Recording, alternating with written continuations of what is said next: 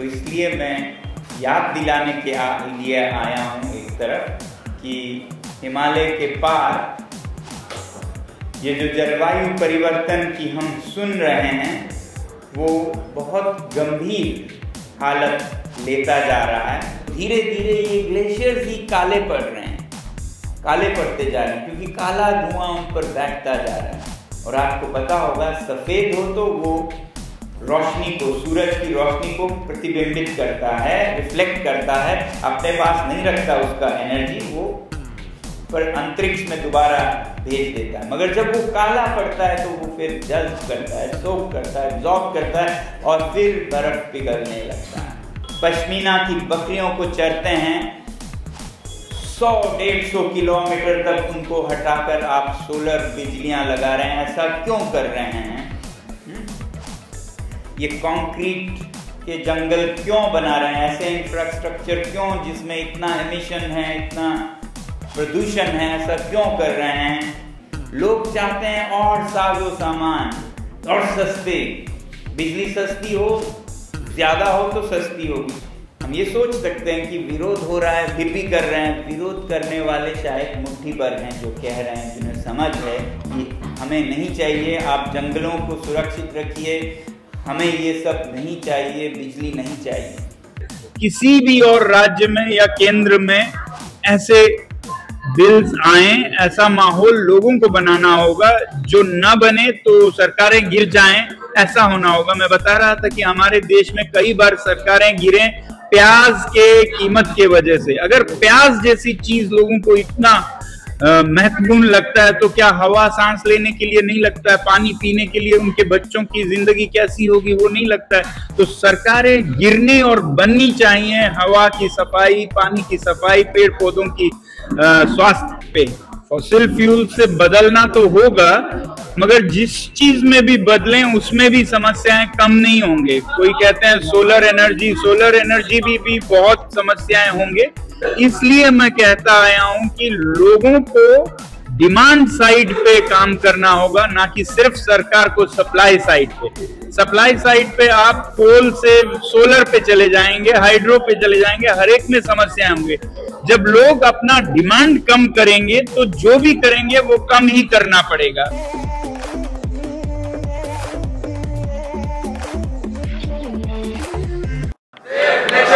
System change, not climate change. System change, not climate change. System change, not climate change. System change, not climate change.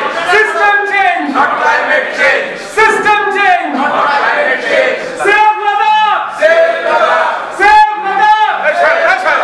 Save Ladakh, save Ladakh, save Ladakh, save Ladakh. System change, not climate change. System change, not climate change. System change, not climate change. System change, not climate change.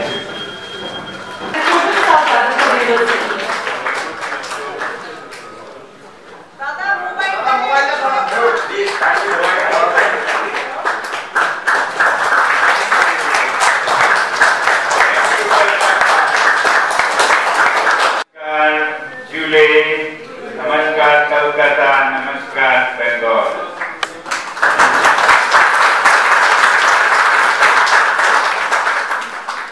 मैं आप सभी के लिए लद्दाख के glaciers का, फूल पौधों का, कीड़े मकोड़ों का, पशु पक्षियों का और लोगों का शुभकामनाएं और धन्यवाद लेके आया हूँ।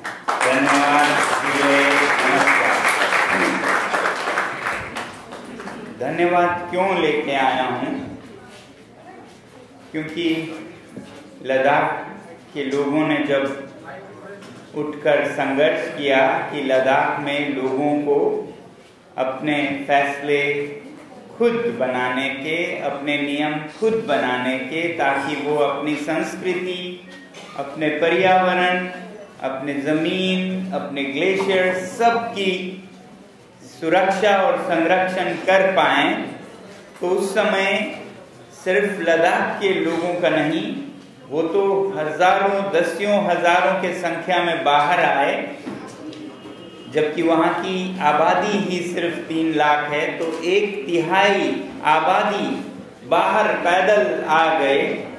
साथ ही साथ पूरे भारत से, पूरे हिमालय से, पड़ोसी राज्यों से, बंगाल से, चेन्नई, तमिलनाडु से, महाराष्ट्र से, मध्य प्रदेश से, लगभग हर राज्य से लोगों ने लद्दाख के लोगों की जायज पुकारों का समर्थन किया और सब बाहर निकले। अलग अलग राज्यों में लोगों ने अनशन किए, छोटे छोटे पद यात्राएं किए, एकजुटता दिखाया। इसके लिए हम बहुत देर से सोच रहे थे कि हमें जाके अलग अलग राज्यों में, शहरों में आप सभी लोगों का, जिन्होंने भारतवर्ष से और दुनिया के बहुत जगहों से लद्दाख के लिए दुआएं की, प्रार्थनाएं की, उन सब का हम धन्यवाद करें। तो मैं अभी एक धन्यवाद यात्रा पे हूँ,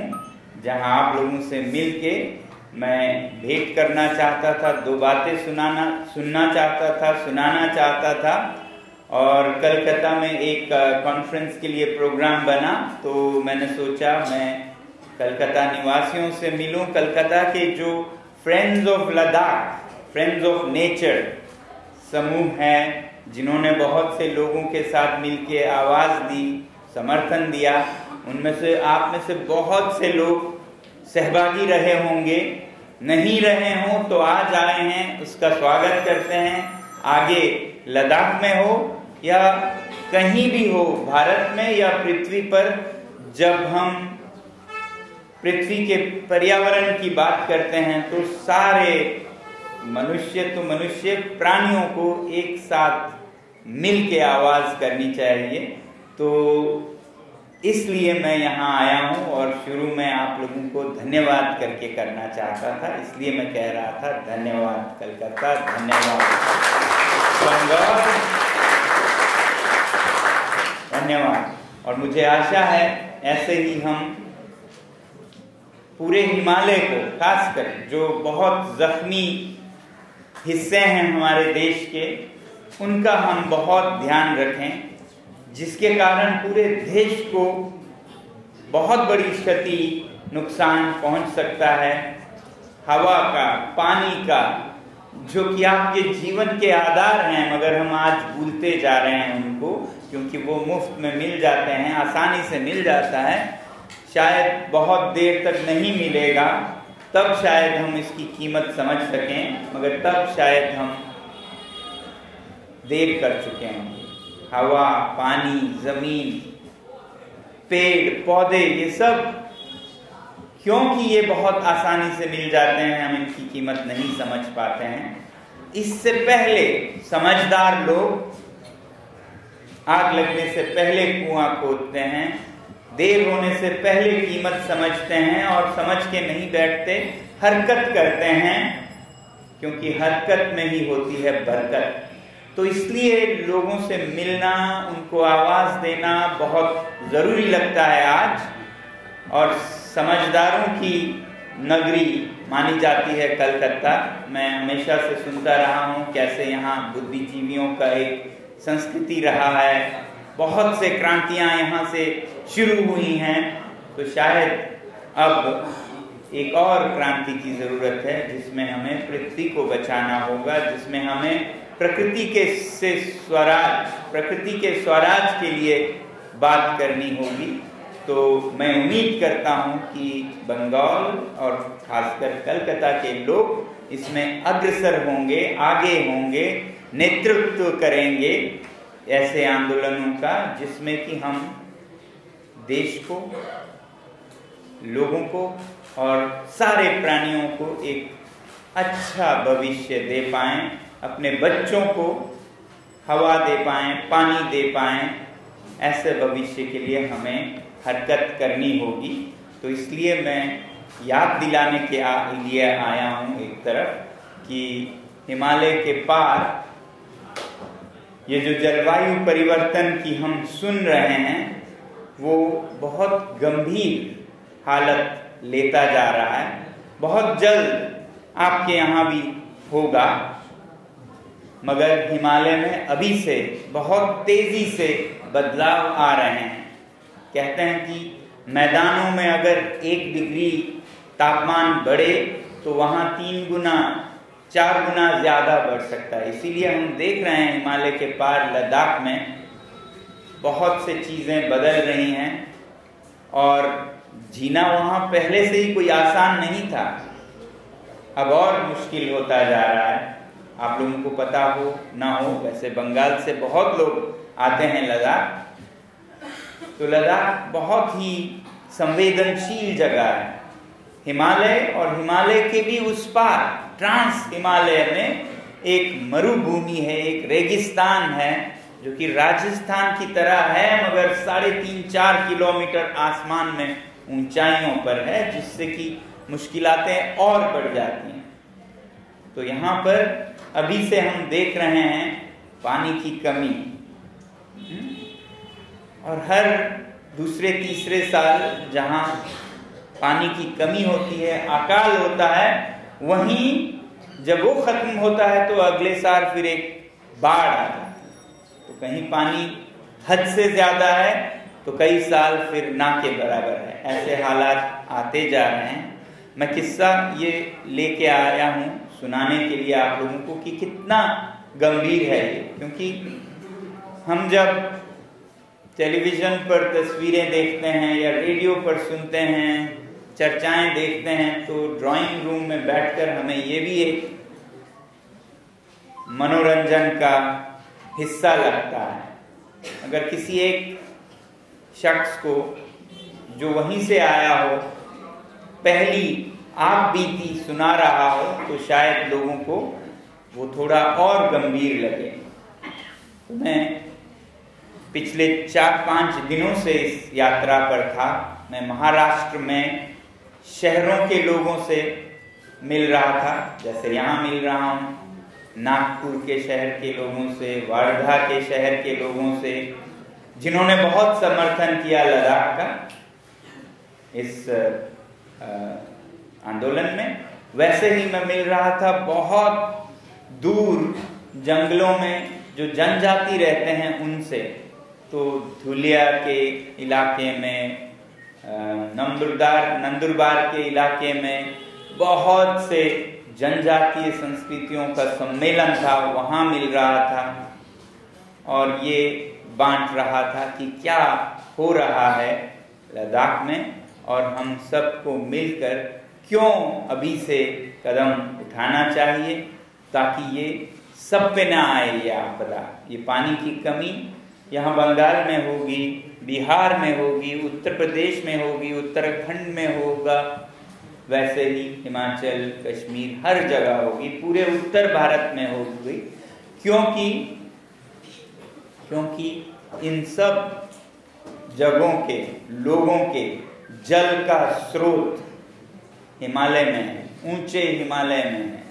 और ये ऊंचे हिमालय बहुत बार तीसरा ध्रुव कहलाते हैं, the third pole after the north and the south, क्योंकि यहाँ पर बहुत बड़े जखीरे हैं, संग्रह है साफ ताजा मीठे पानी का जो कि जमा हुआ है। जैसे उत्तर और दक्षिणी ध्रुव पर यहाँ भी जमे हुए भंडार हैं, जहां 50,000 से भी ज्यादा ग्लेशियर्स हैं, मगर अब वो ग्लेशियर्स जल्द ही जल्द पिघलते जा रहे हैं और उसके बाद सबका बहुत जीना मुश्किल होगा, क्योंकि इन ग्लेशियर्स पर, हिमालय के इन ग्लेशियर्स पर दुनिया की 1/4 आबादी निर्भर करती है, प्रत्यक्ष अप्रत्यक्ष रूप से, डायरेक्टली और इनडायरेक्टली। तो जिसमें जो मैंने नाम गिना है, पूरा उत्तर भारत, इधर बांग्लादेश, म्यांमार, उधर चीन का दक्षिणी भाग, पाकिस्तान, अफगानिस्तान, ऐसे बहुत सारे सेंट्रल एशियन रिपब्लिक्स, ये सब इसी पानी पर निर्भर करते हैं। 2 बिलियन लोग, 200 करोड़ लोग, यानी कि 1/4 आबादी इस पर निर्भर करते हैं। फिर भी हम भूल जाते हैं कि इसे बचाए रखना जरूरी है। तो यहाँ पर मैं बता रहा था इस दौरे में जहाँ जहाँ गया, चाहे नगर के लोगों से या फिर जंगल के लोगों से, कि हमें कुछ बदलना होगा वरना ये सब नीचे चला आ रहा है। लद्दाखी की बात बताऊं तो एक किस्सा जो मैं हर जगह सुनाता हूं, आपको भी सुनाऊंगा। मैंने पहली बार एक बहुत बड़े सैलाब का, फ्लैश फ्लड जहां बाढ़ यहाँ की तरह धीरे धीरे उठता हुआ नहीं आता है, पूरा जैसे पानी का एक भंडार नीचे गिर गया हो, सब कुछ बहा के चंद मिनटों में ले जाता है। इन्हें फ्लैश फ्लड कहते हैं।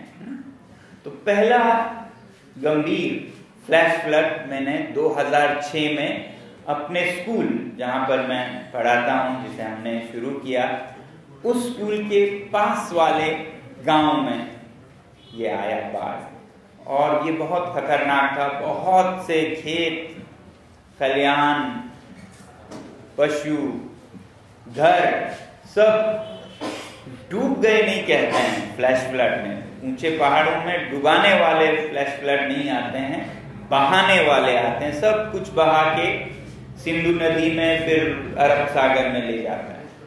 तो ये आया था, और मैं अपने छात्रों के साथ, स्टूडेंट्स के साथ वहां मदद करने गया। सब लोग उधर उनकी मदद कर रहे थे, और गांव में लोगों के मकानों से जो बचा था वो निकालने में, पशुओं को निकालने में मदद कर रहे थे। और मैं बहुत जिज्ञासु हूँ, हर चीज को जानने की दिलचस्पी रखता हूँ, क्यूरियस हूँ। तो सोचने लगा ये होता कितने बार है, कितना गंभीर है और जगहों के लिए, ये जानने के लिए मैं ढूंढने लगा कुछ लोगों को जो मुझे बता सके कि ऐसा कब कब होता रहा है। तो मैंने जाहिर है सोचा किसी बड़े उम्र के इंसान से पूछूं। तो ढूंढता ढूंढता एक बहुत बूढ़े आदमी के पास पहुंचा, जो कि 80 से ऊपर के थे। तो उनसे पूछा, साहब ये जो बहुत गंभीर आपके गांव में आपदा आई है, दुर्घटना घटी है, ये कितने सालों में आता है और आपने कितने देखे हैं ऐसे?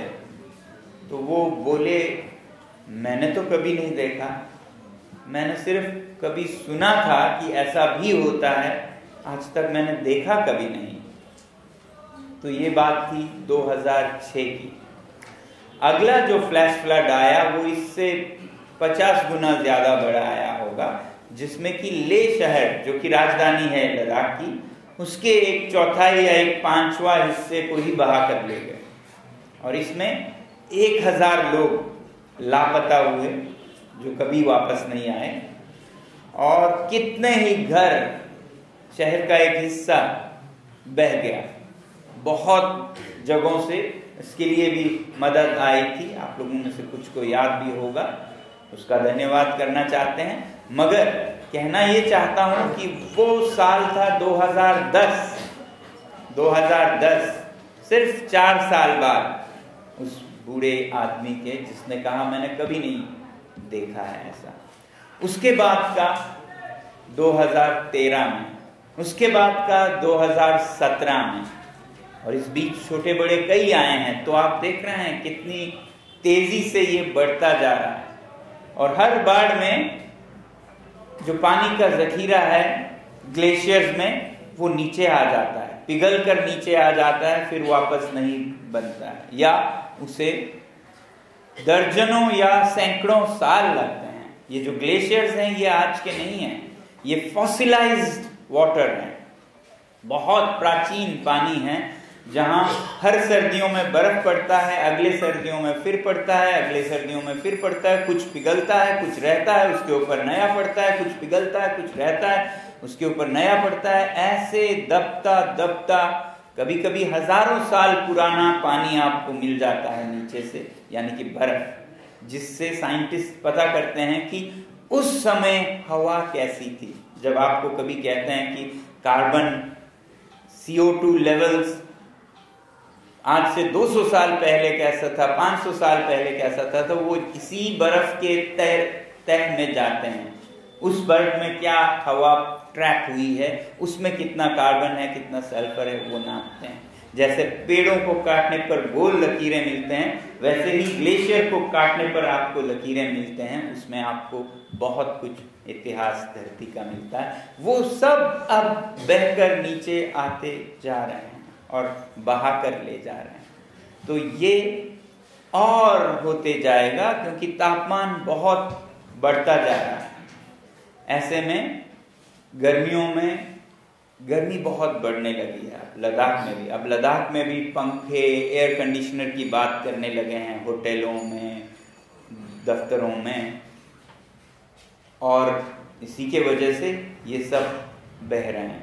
उसके ऊपर एक और कारण भी है, ये क्लाइमेट चेंज जो ग्लोबल वार्मिंग से हो रहा है। ये तो हम सब जानते हैं, मगर हम सब ये सोचते हैं कि ये तो कोई और कर रहा होगा, ये तो कहीं लंदन में कर रहे हैं, न्यूयॉर्क में कर रहे हैं, या हम सोचते हैं पहाड़ों में।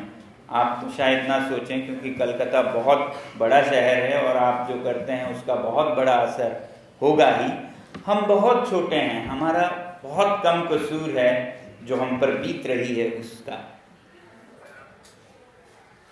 ना के बराबर वहां से कार्बन एमिशन होता है, मगर जो भी हो, स्थानीय या क्षेत्रीय लोगों के काम से भी असर होता है इन ग्लेशियर्स पर। हाल के अध्ययनों में पता चला है, स्टडीज में पता चला कि सिर्फ न्यूयॉर्क, लंदन से जो कार्बन एमिशन हो रहा है, जो ग्लोबल है, उसका आप जोड़ नहीं सकते हैं ये कार्बन किधर गया। न्यूयॉर्क का कार्बन अमेरिका के ऊपर नहीं रहता है, पूरे धरती पे एक लेयर बनता है।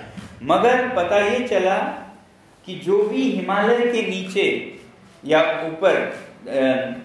ऊपर मतलब हिमालय पर्वत के नीचे फुट हिल्स में या उसके पास शहर हैं, लोग हैं, जैसे उत्तर प्रदेश हुआ वहाँ हिमालय है, बिहार हुआ वहाँ से हिमालय है, बंगाल में भी हिमालय शुरू होता है यहाँ से।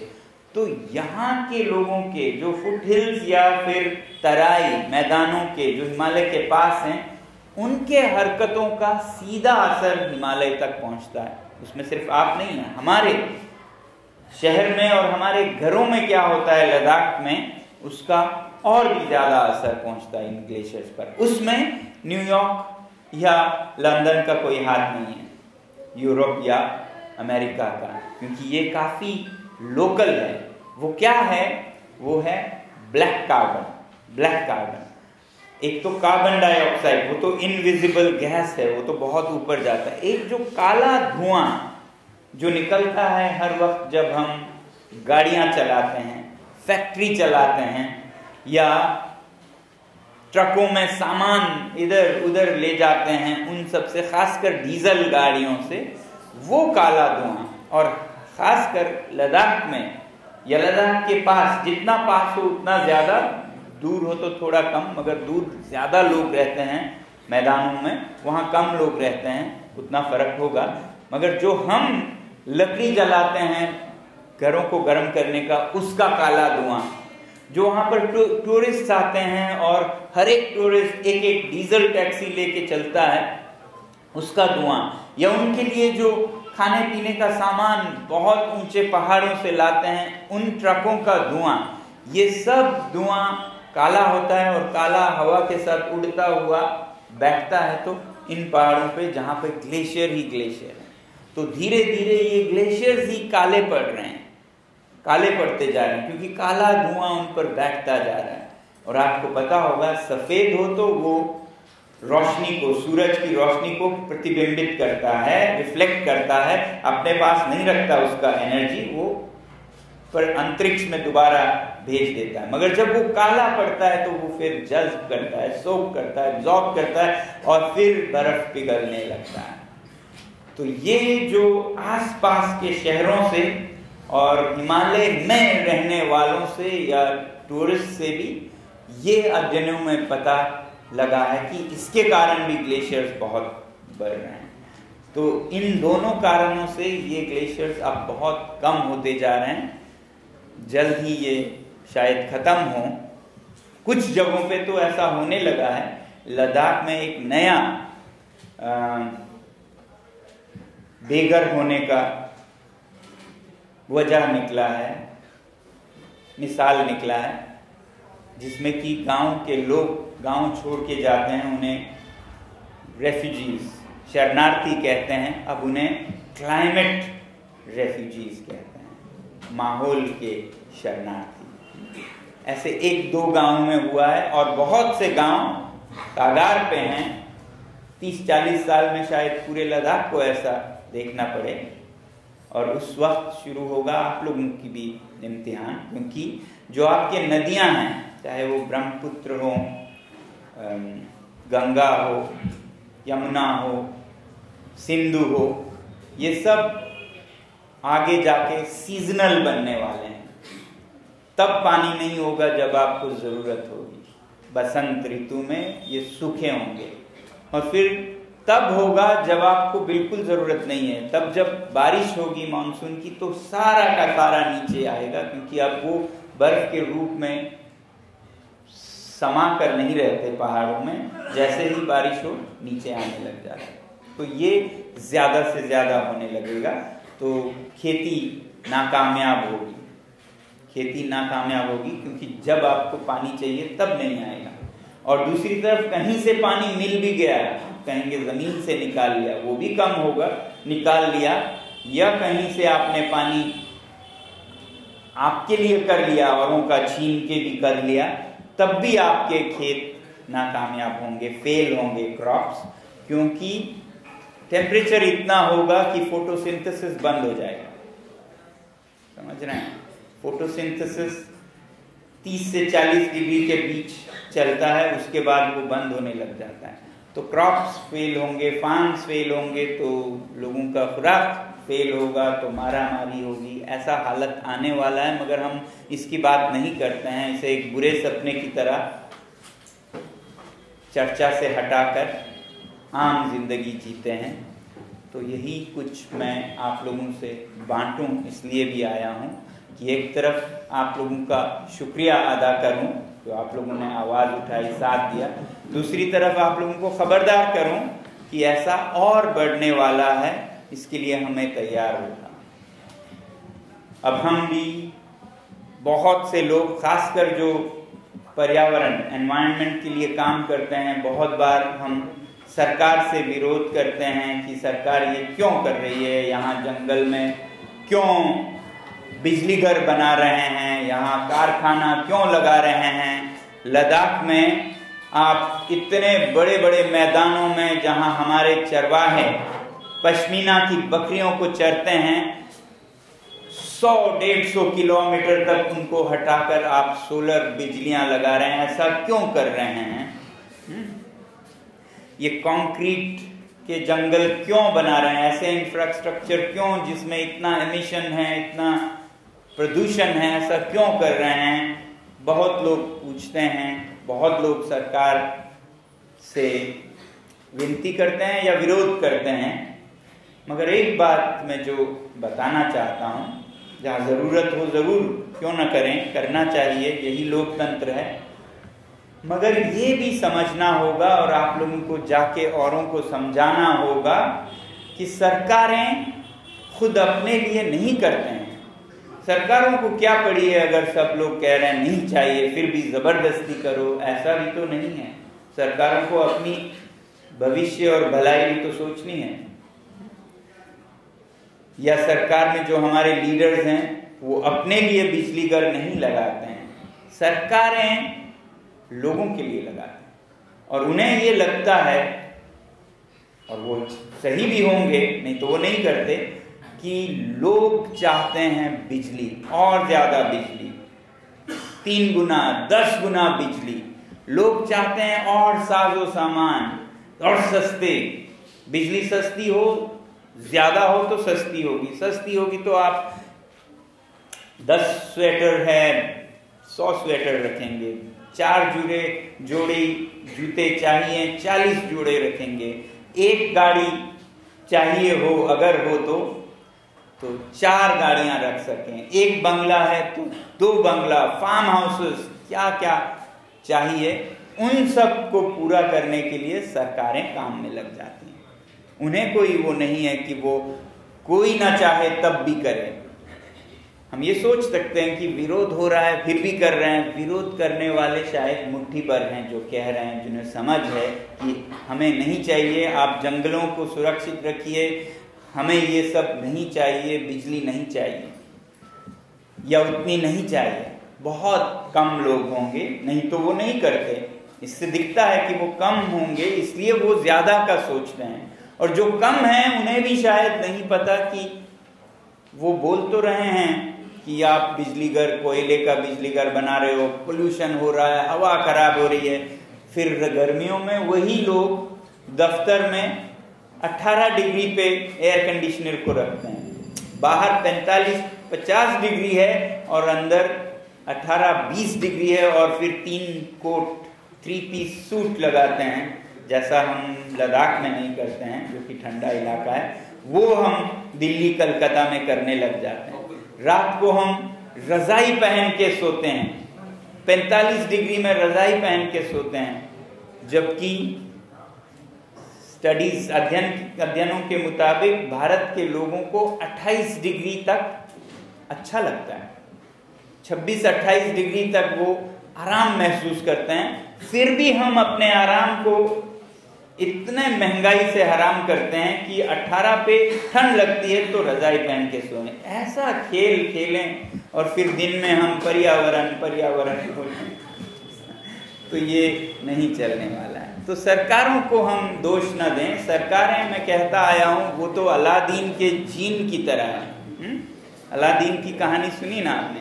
वो अलादीन के जीन की तरह है। वो आपसे कहेगा क्या हुक्म है मेरे आका, और आप अगर कहेंगे फ्लाईओवर बना दो और गाड़ियां बढ़ा दो, रोड्स को और चौड़ा करो, 10 रोड्स और लगाओ, और बिजली कम है और 10 बिजली घर लगाओ, तो वो कोयले के बिजली घर कहीं हिमाचल में, उत्तराखंड में आके पूरे वादियों को बांध लेगा और सारे पेड़ों को, पौधों को, कीड़ों मकोड़ों को डुबा देगा, गांव वालों को हटा देगा।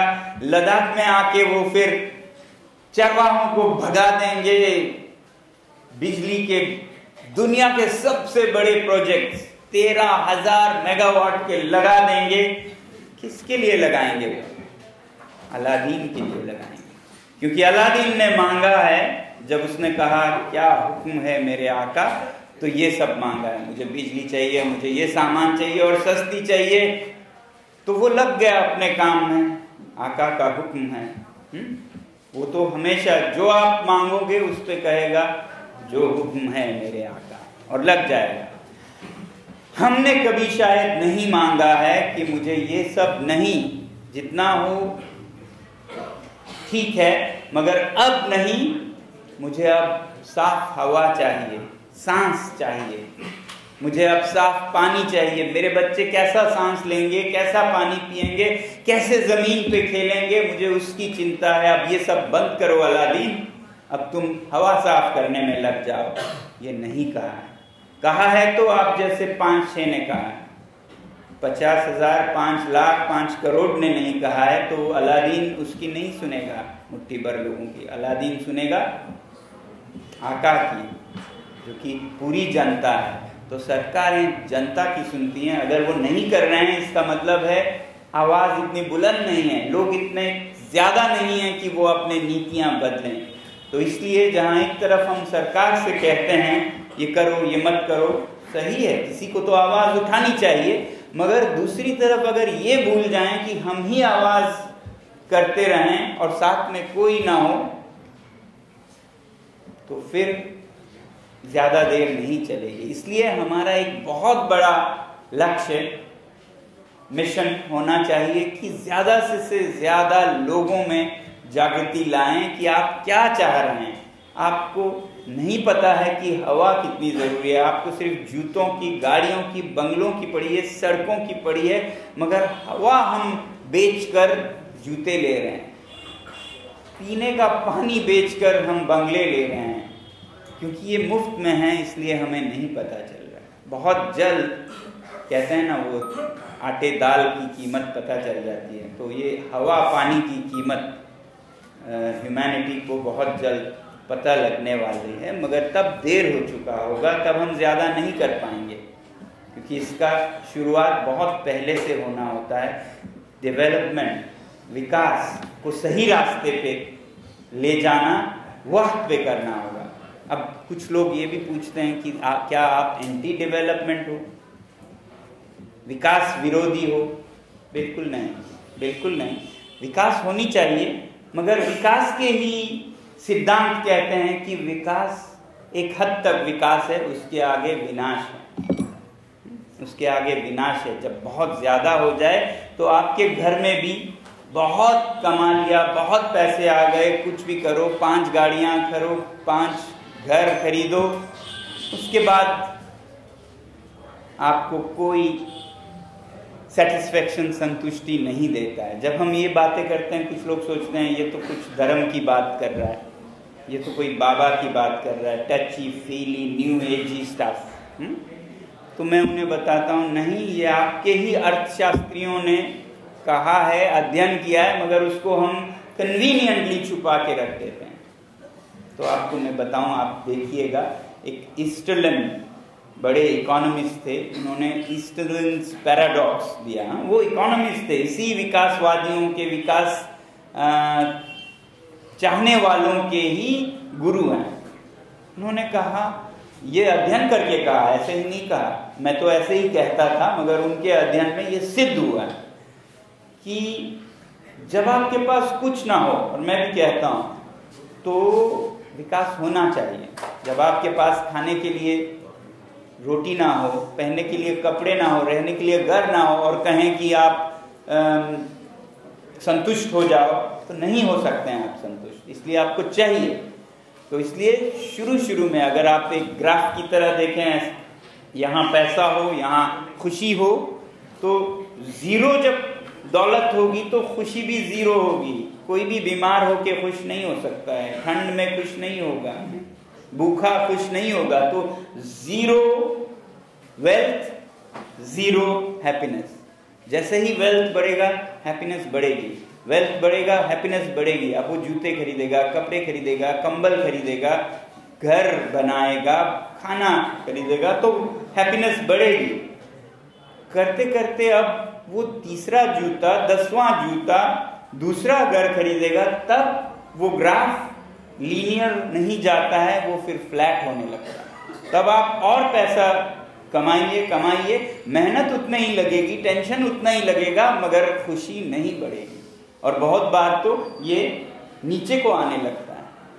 और करेंगे आप मेहनत, और आपके गम और दुख और बढ़ेंगे, और खुशी और कम होने लगेगी। जी, मुझे बहुत बहुत बहुत अच्छा लग रहा है कलकत्ता में आकर। इतना अच्छा लग रहा है कि मैं जहाँ होटल में हूँ वहाँ से यहाँ लगभग चल के आया, क्योंकि मैं महसूस करना चाहता था कलकत्ता के शहर को, शहर के गलियों को, लोगों को। तो 1 घंटा पैदल आके यहाँ पहुँचा हूँ, वो इसलिए क्योंकि मुझे प्यार है इस शहर से। और क्या मैसेज दीजिएगा बंगाल के जनता को क्लाइमेट के? खैर, मैं तो अभी जो पर्यावरण के बारे में लद्दाख में जो आंदोलन हो रहा है, उसमें बंगाल के लोगों ने, कलकत्ता के लोगों ने देश के और राज्यों के लोगों के साथ मिलकर बढ़ चढ़कर समर्थन दिया। मैं उन सब को धन्यवाद कहने के एक दौरे पर हूँ, टूर पर हूँ। थैंक यू टूर है ये। तो कल मैं नागपुर, और उससे पहले वर्धा, उसके बाद फिर धुलिया के जनजातीय लोगों में, उन सबको धन्यवाद दे रहा था। उससे पहले पंजाब और हरियाणा के किसानों में, सबको इस आंदोलन में, जिसमें कि हम अपने पहाड़ और जंगल और नदियां और ग्लेशियर्स बचाए रखें, संस्कृतियां संरक्षित रखें, इसका ये आंदोलन था, जिसमें कि हमने अनशन किए, पदयात्राएं किए। उसमें जितने लोगों ने अपने अपने शहरों से समर्थन दिया, उन सब का धन्यवाद कहने आया था। और आगे कैसे अपने अपने जगह पे पर्यावरण को साफ रखें, क्लाइमेट चेंज के समझ से हम अपने निर्णय लें, जीवन शैली बदलें, इसके लिए बताने के लिए।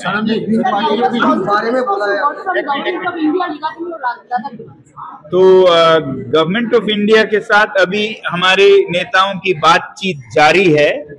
ये प्रदर्शनियों और आंदोलन के बाद हमें उम्मीद है कि वो हमें नाखुश नहीं करेंगे, क्योंकि ये बहुत लंबा खिंच चुका है। 5-6 साल गए जिस यूटी से हमारी बहुत उम्मीदें थी, तो हमें ऐसा दिख रहा है कि दोनों तरफ से बहुत अच्छे माहौल में बातचीत हो रही है। अगले 1-1.5 महीने में हमें अंदाजा होगा कि सच में ये सही रास्ते पे है। ये जो है ये फॉसिल फ्यूल जी, फॉसिल फ्यूल फॉसिल फ्यूल, हाँ, ये जास्टिस के बारे में आपका क्या स्टैंड है? फॉसिल फ्यूल आपका किसके बारे में?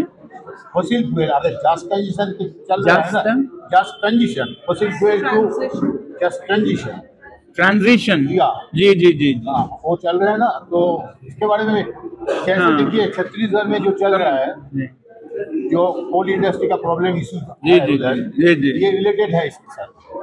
फॉसिल फ्यूल से बदलना तो होगा, मगर जिस चीज में भी बदलें उसमें भी समस्याएं कम नहीं होंगे। कोई कहते हैं सोलर एनर्जी भी बहुत समस्याएं होंगे।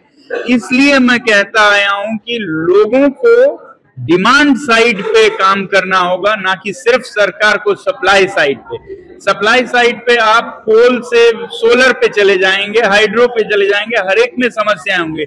जब लोग अपना डिमांड कम करेंगे तो जो भी करेंगे वो कम ही करना पड़ेगा। तो इसलिए मैं लोगों के जीवन शैली को बदलने में ज्यादा यकीन रखता हूं, बजाय इसके कि वही जीवन शैली हो या उससे भी बुरा हो और हम उसे सुलझाने के लिए अलग अलग तकनीकें लें, वो चाहे सोलर या हाइड्रो ही क्यों ना हो, उसमें भी समस्याएं होंगी। मुझे नहीं समझ आ रहा है पॉलिटिकल कौन सा solution, specially reservation not getting increase from 53% to 93%। किस बारे में आप कह रहे हैं?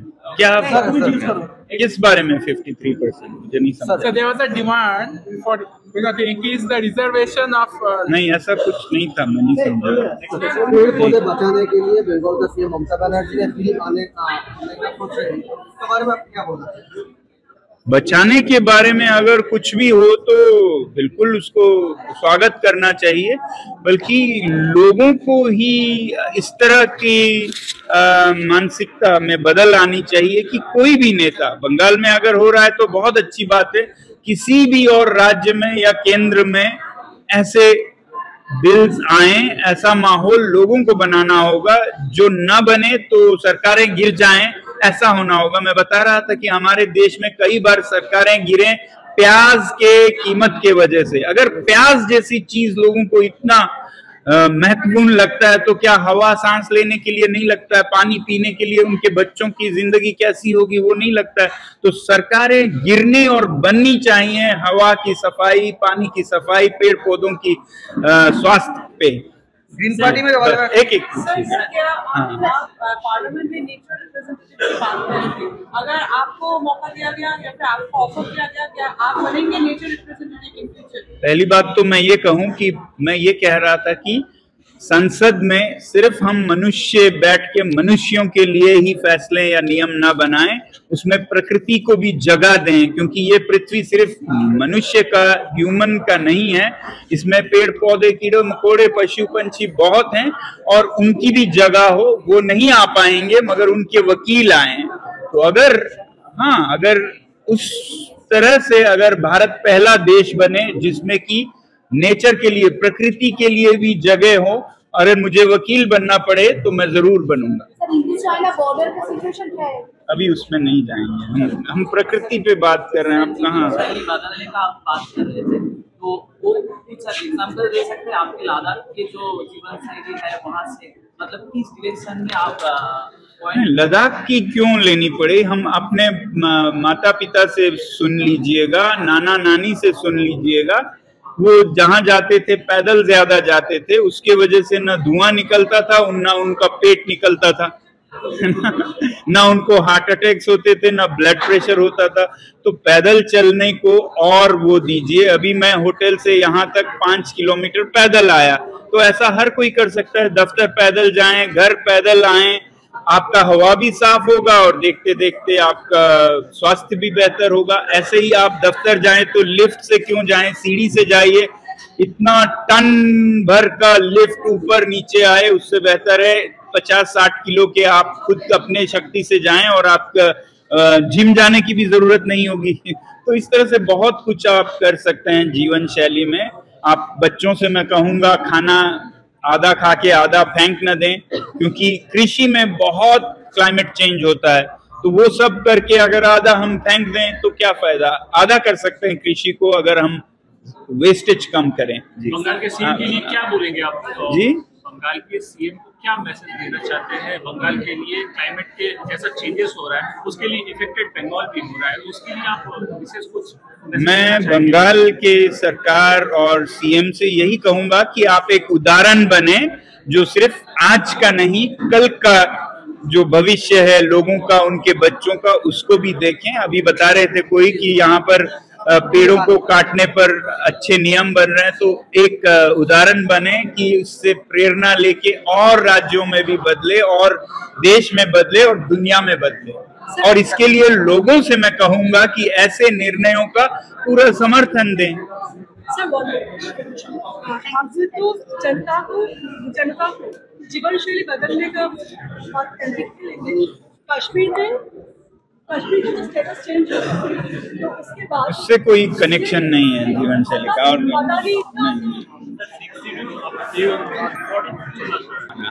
सब केंद्र से होता है। तो स्टेट में असेंबली है, वैसे ही 6 शेड्यूल के इलाकों में जनजातीय एरियाज में जिले पर भी असेंबली है, जिन्हें काउंसिल कहा जाता है, जहां पर चुने हुए लोग आके अपने संस्कृति अपने प्रकृति के बारे में नियम बनाते हैं। तो इसमें क्या बुराई है? ऐसा तो मैं तो कहूंगा कि सिर्फ कुछ ही जिलों में नहीं, पूरे हिमालय में तो कम से कम होनी चाहिए। हो सके तो पूरे देश में जिले के स्तर पे लोग अपने नियम कानून खुद बनाएं। ऐसी लोकतंत्र हमारी होनी चाहिए।